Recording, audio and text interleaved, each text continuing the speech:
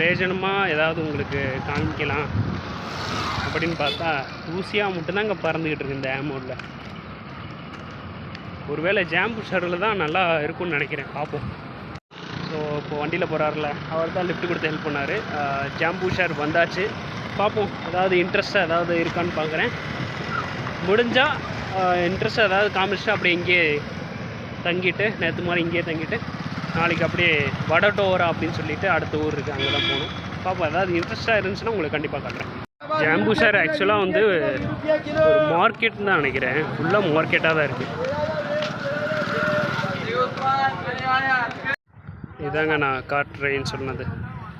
ஆக்சுவலாக வந்து சுற்றி வந்து தண்ணியே இல்லை, இந்த ஊருக்கு சுற்றி வந்து ஃபுல்லாக பாலைவனமாக தான் இருக்குது.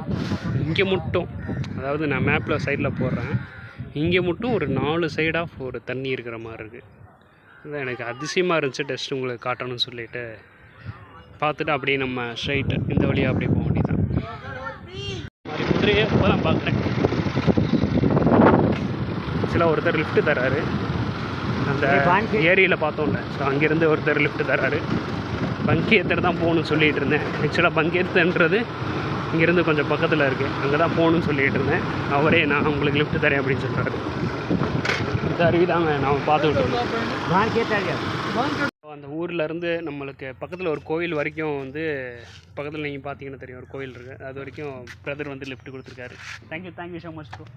ஸோ அதுக்கப்புறம் நம்ம நேராக இந்த ஊருக்கு பார்த்து தான் போகணும். ஸோ இதுக்கப்புறம் தான் நீங்கள் வந்து இந்த பாலைவனம் சைடெலாம் பார்க்க போகிறீங்க. நேராக வந்து இப்போது இந்த அகமதாபாத் இருக்குல்ல, அந்த ஃப்ளைட் ஆக்சிடென்ட் நடந்துச்சுல, ஸோ அதுக்கப்புறம் அது தாண்டினோம்னா ஃபுல்லாக வந்து பாலைவன ஏரியா தான். பார்ப்போம் எப்படி போகுதுன்ட்டு. வந்தாச்சுங்க, ஒரு வழியாக இந்த ஊரை விட்டு வெளியே வந்தாச்சு. ஸ்ட்ரைட்டாக அந்த ரோட்டில் அப்படியே போனோம்னா வந்துடும் வடடோரா. இன்னும் ஒரு 50 கிலோமீட்டர் தான். லிஃப்ட் கிடைக்குதுமான்னு தெரில, பார்ப்போம். கிடைக்கும்ன்ற நம்பிக்கை இருக்குது, அதை நம்பி தான் போயிட்டுருக்கேன்.